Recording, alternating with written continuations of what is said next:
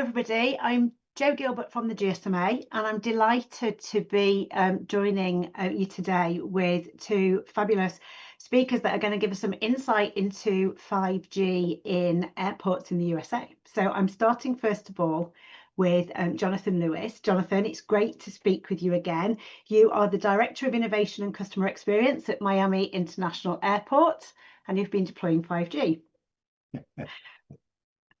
I want to go straight in there. So we're interested in this next 30 minutes to talk about the return on investment on 5G. So let me just go straight to the top and ask you, you've deployed 5G at Miami International Airport. Are you seeing a return on investment? Great. Yes, absolutely. We are definitely seeing a return on investment. I'd like to say that at this point, I think we've engineered our return on investment. So it's no longer being estimated. We've actually gone through the painstaking work of identifying, through the help of our consultants from Imagine Wireless, use cases, over 30 plus use cases, and actually have put evaluation against them. And based on that, we can look at some free cash flow that we actually see, and then the actual difference as it looks between private wireless and fixed line infrastructure in certain areas based on the different use cases we put together. That has helped us from the perspective of implementing point of sale monitoring for our concessions, which we believe over time is going to help us to recapture revenue that may have been lost through reporting. And then also through predictive maintenance for our conveyances, passenger flow optimization, and ground crew analytics. Overall, those things are going to go ahead and yield benefits over time. So again, I think that we've engineered it at this point. Fantastic. So in terms of the total cost of ownership then, so how are you seeing that compare to the likes of Wi-Fi and other public network options? And we are seeing that actually when we did the valuation of that, we're looking at CapEx per megahertz of connected device at about $60, and our free cash flow per connected device about $74. Comes up to about a 19% yield, 19.2% yield that we're seeing over what we're doing utilizing some of our traditional methods. So the total cost of ownership, we're seeing a return on that, and then we're going to get into that in a minute. But then there's also some things that I think really can't be quantified from a customer experience perspective, and the things that we're able to do to improve services here, not only for our passengers, but also for our employees. Okay. So actually, let's go into that and let's look at some of the use cases. So I mean, it's really great.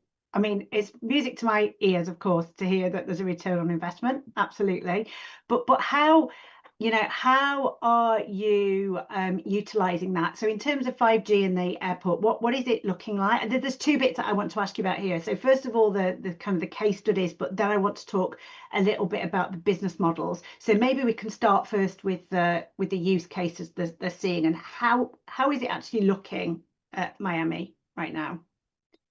From a use case perspective, we have been able to utilize our private wireless network to integrate all of our smart restroom technology. And the way that worked previously was that the janitorial firms would provide that service, through public cellular. And obviously, there is obviously a cost there. And then also from a perspective of us integrating that data, bringing that into our common data environment to look at it in different ways than per se a janitorial firm does was a little bit harder. By virtue of us having a private wireless network and being able to now take and capture that, not only is it a return on investment, but it's helping us to have a better understanding of our customers' requirements and how we can address them working with our janitorial firms. Where that was siloed before, it's sort of like, well, let's yell at the janitorial firm, but let's not understand what the real problem is. Well, now we're able to do both, and I really feel like that's been huge for us. So you're understanding how people are moving around, and you can just deploy the right resources in the right parts of the airport. And did I read or hear that you have passenger processing kiosks. Is that something new? And so recently we had deployed as a part of our immigration hall services, customer facing kiosks to improve the passenger throughput throughout our immigration hall. And when that came up, we needed to put those kiosks up, and it was something that we wanted to do really quickly. And we were able to scale those 6 devices in less than, I want to say, 4 weeks, utilizing our private wireless network. So for people out there, obviously the airport is several different floors. And when we start talking about infrastructure, first is the closet, then it's the conduit, then it's the coring under the floor to be able to put that equipment there. And by virtue of having our private cellular network, we were very quickly able to utilize our dongles, connect into an interface and bring those things up and have them become operational, which again goes back to that return on investment and the total cost of ownership. On Mhm. top of what I didn't talk in regards to permits and other things that we have to deal with as a government entity that didn't have to be, we didn't encounter in this implementation. So again, I can't say that it's sort of turned into a Swiss Army knife for some things. Of course, one size doesn't fit all, but there are several things that we could not do before that we can today. Yeah, amazing. I mean, I can just imagine, if you're having to put up these new booths and you're taking up the floor, you've got to put the wiring, the cables underneath, you've got to close off the whole area to the public for however long that you're doing all of that. So yeah, I can really see how the speed of that was, 3 weeks is pretty impressive. And the other thing, and I saw these when I was in a airport in Schiphol in Amsterdam, the wheelchairs as well, the autonomous wheelchairs, which is, how much is that saving in terms of people's shoe leather having to move the the wheelchairs from the gate to one gate to another when actually we can take the passengers in an autonomous way? That's pretty cool. Yeah, absolutely. We're actually piloting that here, Joe. And one of the things that we're going to be able to do on top of that is also to monetize the advertising that will be a part of this platform. So there's another piece that comes into it, all powered by private cellular. Fantastic. Actually, so that probably lets me jump a little bit to a question about business models and, you know, about the opportunity for 5G to be a revenue engine. So you're talking about advertising there. So, do you see that 5G is permanently going to be a cost center? Is it, an infrastructure cost, or is there an opportunity to generate revenue for the airport from that network connectivity? There is a huge opportunity for us to generate not only aeronautical, but some non-aeronautical revenue as it relates to what we can do through private cellular network. When you think about our campus or any airport campus, and you start thinking about the cargo areas and the other lease spaces that are outside of the terminal itself, there's opportunities now to provide services and connectivity where perhaps the public carrier signal is not optimal. That's A. And two, for all the concessions and attendants, baggage handlers, fuel handlers, ground handlers that have devices that now can connect to our private wireless network. And then for us to be able to have on-site personnel 24/7 that can address issues should they arise within a 2-hour SLA makes it extremely compelling for the tenants in regards to ensuring that they are able to remain operational. So all of those things coming together, absolutely. Uh, So the tenants are the tenants of the airport, the organizations that exist in the airport to make it all tick over, they become tenants of the network itself. So they can yeah, rent the space, the dedicated.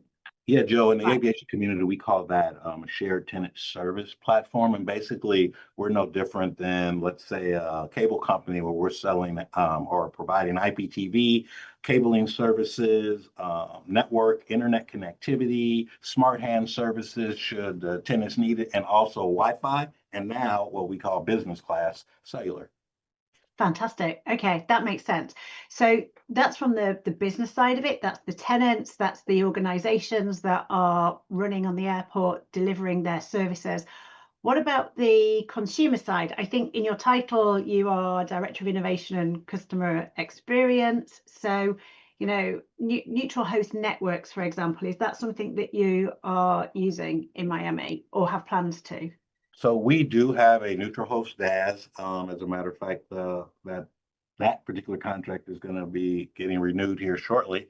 But as a part of that, we are looking at implementation of MOCN Gateway in order to take that public cellular signal through our DAS and actually propagate that over our private wireless network in campus areas. So again, a campus area where the public cellular signal isn't great, well, we're able to provide that coverage to our tenants as a part and perhaps either A, incorporate that in the lease fees or sell that as a service. But either way, we're going to enhance that connectivity. And that's a problem in some areas within our campus. So this has allowed us to leverage that and actually sort of turn this into our own MVNO, which 2 years ago, people looked at me very strange when I said that, but it's actually starting to come to fruition.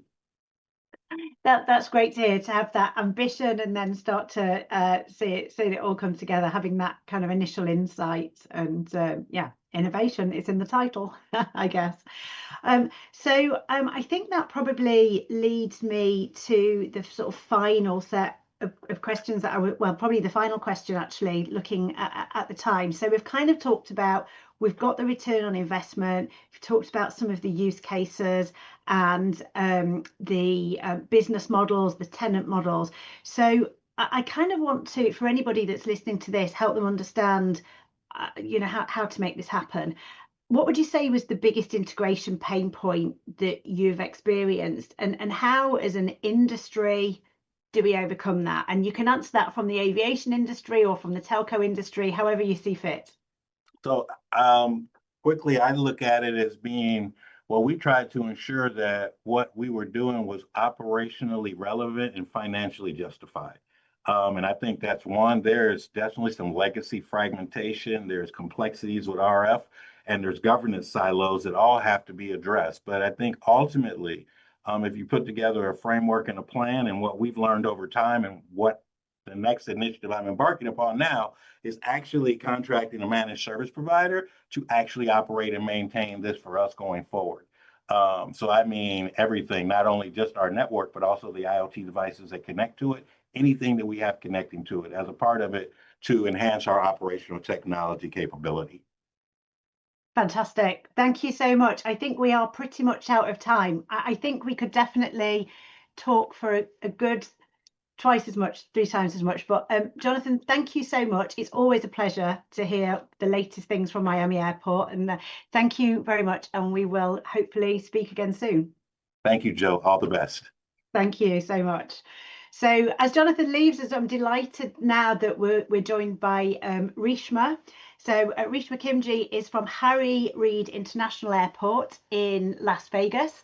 And Reshma, you're the Chief Information Technology Officer. So thank you so much for joining us today. It's a delight to speak with you and hear all about, what's going on in Las Vegas for you. So what I'd really like to start with is understanding a little bit about, where Harry Reid Airport is. So I know that it's growing. It's growing not only in passenger numbers, but also in ambition for the future. So tell us a little bit about that. Well, thank you, first of all, so much for having me on today. I really appreciate the conversation, Joe. Harry Reid has just been a phenomenal airport, right? Since 2018, we have surpassed numbers every year. 2018, we had 50 million passengers. Last year, we had 58.4 million. So we've grown over 10% over the past few years, and that's with the COVID pandemic in the middle of it. So Harry Reid is not just growing in capacity and in passenger count. We are now starting a modernization effort here at the airport. So it is looking at our different terminals, looking at how can we expand our spaces, how can we move forward with introducing more retail, more concessions, more gates so that we can take care of the passengers that are coming into Vegas. Las Vegas Airport is a very different airport as opposed to many others. And you hear that all the time, right? Every airport is unique. Every organization is unique. But our airport truly is unique because we are a destination. So when people come to Vegas, they're coming to Vegas.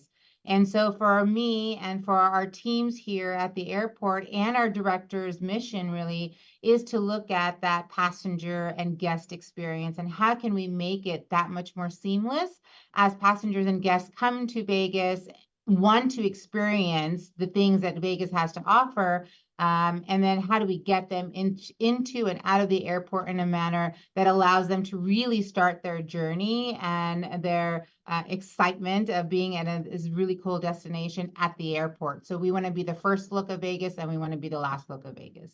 It's definitely an amazing experience when you land at Las Vegas, Harry Reid Airport, for sure. Yeah, I was there last year, I think, and yeah, it's Fabulous. Absolutely. So so that's you know, setting the scene about where it is and the aspiration. But in terms of 5G, what do you have today? And can you are you seeing a return on investment yet? So really great question. So we're doing a few things with 5G at the time. We have a couple of what we call value assessments. So we're really trying to assess the value of the technology. We have a use case on our tram. Our tram is very unique here. It goes above ground, goes below ground, and then there's a curve. And so Wi-Fi is not the most effective tool sometimes, where we can get 100% real-time video view of the tram. And so what we're trying to do is find a way to get that connectivity and that accessibility. And we're using CBRS and 5G, two different, I mean, same spectrum technologies, all that good stuff, but using the two different platforms to see which one can help us enable that case study for the tram.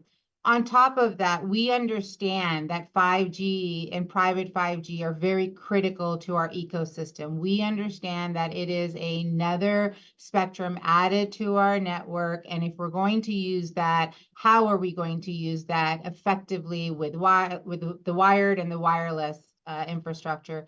So we're actually looking to fire up one of our general aviation airports. So Harry Reid is actually an airport system of 5. We have the commercial airport, and then we have 4 general aviation airports.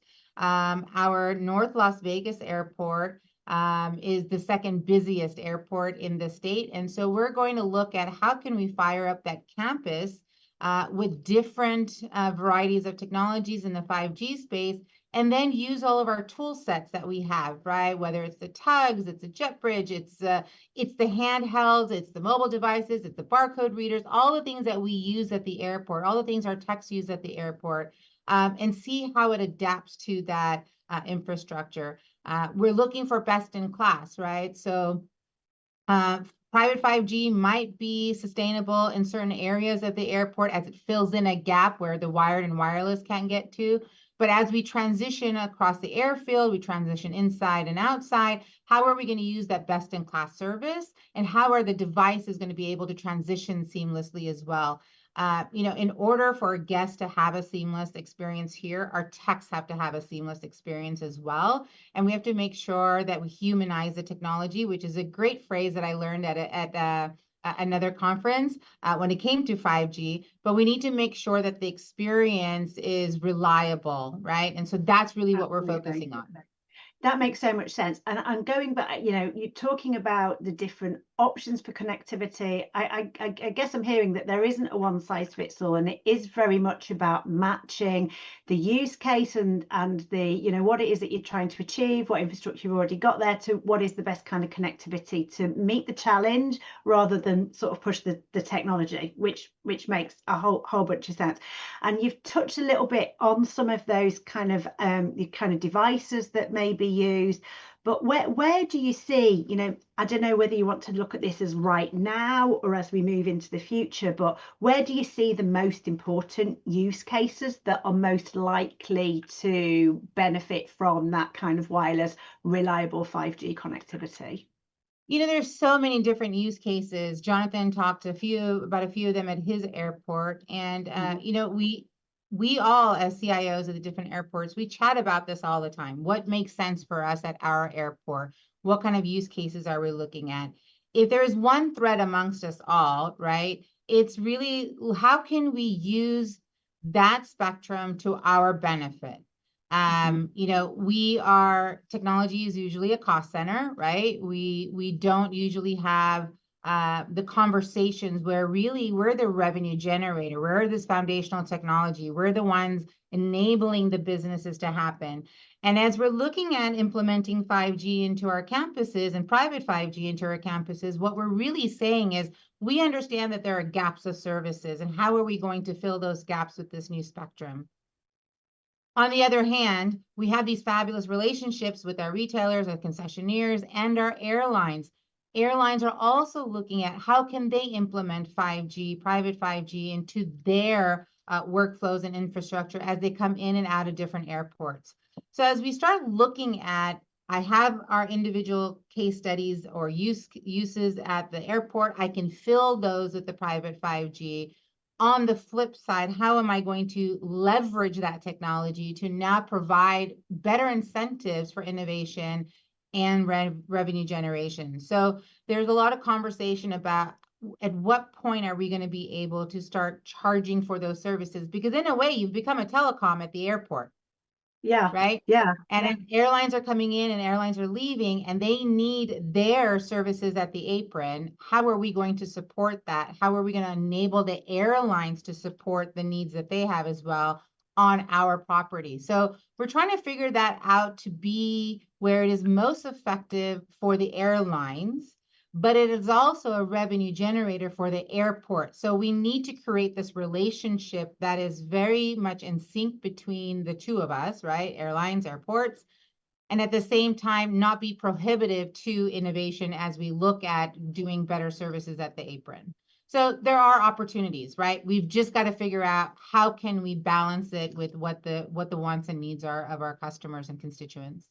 that sounds great, and potentially such a unique position as well. As you mentioned, IT historically it's a cost for the business, but this Yeah. is a really, interesting opportunity to, balance that out by also sort of generating that revenue.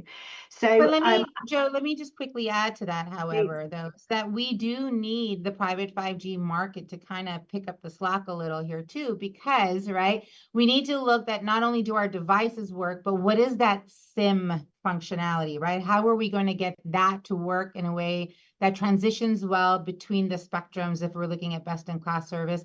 But also, how is that eSIM market looking? How can we be better administrating it? So there's a lot of incentives in the market as well that are going to benefit us, and we've just got to work well with those providers. Yeah, that makes such a lot of sense. I'm going to jump forward actually to the question around integration and adoption, actually, because I think you've just started to really touch on that a little bit, talking about the eSIM and working with partners. So, you've said this a couple of times that the ambition is to be best in class, and that's really great to hear. So, in general terms, how are you approaching that as Harry Reid International? Yeah, we're getting our hardest use case, right? We're going to prove the value of the technology with that. Then we know that we can conquer anything else here at the airport. So that's the And that exciting part of hardest it. and the hardest use case is the metro, is the curve on the Yeah, metro. Yeah.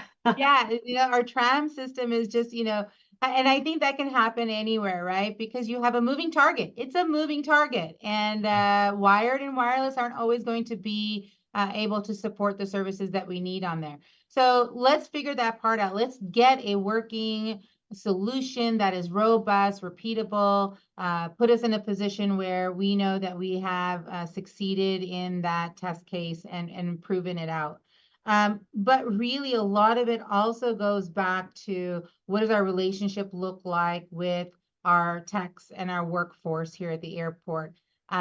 We have to build a culture around not just private 5G. We know that it is just another service. Most people aren't even going to realize they're on private 5G. They see their devices working. They're able to do work out in an airfield where they couldn't before, and that's great. But we need to start saying, okay, now we have this additional spectrum. Now we have this additional connectivity. How can we use that to our benefit? And when it comes to innovation, what are all those other use cases that maybe in IT we're not seeing, right? How are our techs going to be able to come in and say, hey, I really wish we could do this, or I really wish we could do that. And now we have connectivity and availability, and we can solve for those solutions, for those problems and provide realistic solutions. So it's also a culture shift towards how can I be innovative as I'm bringing in something that is new. And encouraging that discoverability of those new Yeah. cases, as imagination is sparked by seeing some of the cases that are being solved in the Sure. short term. Fantastic. Okay, so I think we are getting towards the end of our time. So I have the last question for you, and I think we've got a couple of minutes for it. So it's really great to hear about this sort of transition and, you know, transformation that you're taking Harry Reid on in terms of the whole of the IT and the infrastructure and the passenger experience and the expansion. So what would you, and we're talking, you know, this is really talking about our return on investment. This is kind of the focus of this session. So Yeah. what do you think going forward in maybe 5 or 6 years time, what would be the key factors that you take into account when you're evaluating kind of a post-deployment return on investment?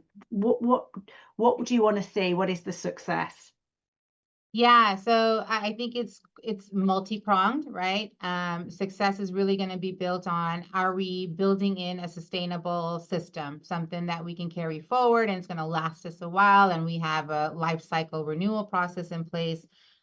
Where are we really optimizing operations? How are we really enabling them to be more effective and efficient? Passenger experience. How am I going to be able to use these tool sets to really push and pull passengers through the airport? So the other side of the business, right? And we really didn't touch much on that, but it's really, how am I going to optimize those technologies to get the passenger in and out, whether it's through biometrics, it's through, you know, a touchless, ID-less type of travel, all those great things. But I think really what we're going to have to look at in the immediate future is that the installation process for the private 5G. How are we going to manage and maintain that so that we are finding the right sources and the right places to put our antennas and to put all of our different technologies out there, so that we are enabling private 5G in the most effective and efficient way around our campuses. So there's a lot of things that we need to look at right away. But as we look in the future, if we get the things done today correctly and we build that foundation, the ROI is just going to come, whether it's through the investment and we're seeing us monetizing the process, or it's going to be through the reputational effects of the airport. The airport is just that much more effective. Passengers can get in and out without issues. It's, you know, it's more driven by the digital, it's more mobile. Those are things that also help generate a return on investment from a different perspective. So we're very excited about all the possibilities we have. Fantastic. I am so excited for you, and I look forward to my next visit through Harry Reid Las Vegas, which hopefully won't be too far in the future. We did have a question. Unfortunately, we are out of time, but Rishma, thank you so much for sharing your insight and experience with us today. It's been really insightful, and I've really enjoyed it. So hopefully we'll speak again soon. Thank you, Joe. It was fabulous to be here. Thank you to everyone who joined us today. Thank you.